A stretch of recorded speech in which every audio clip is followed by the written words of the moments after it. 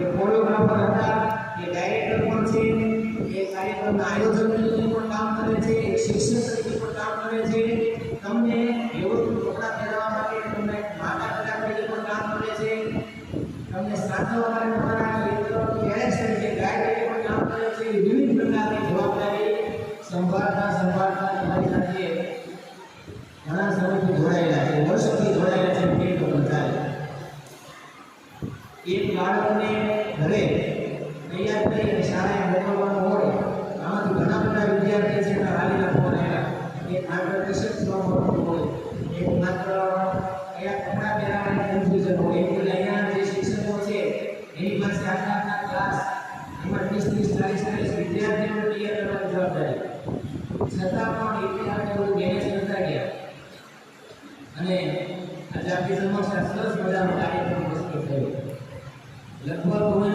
10 વર્ષથી આપણે આપણા વર્ષથી ચાલુ છે, 10 વર્ષ પૂરા થયા. 10 વર્ષમાં દર વર્ષે આપણે આ સ્વાતંત્ર્ય પર્વની ઉજવણી કરતા હોય, ઘણા બધા સાંસ્કૃતિક કાર્યક્રમ કરતા હોય,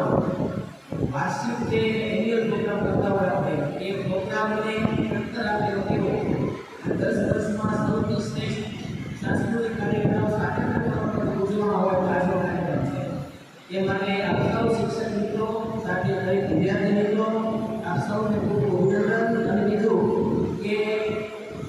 અહીંયા ઉપસ્થિત તમામ શિક્ષક મિત્રોના સહકારથી આ ઇવેન્ટ રજૂ કરવા માટે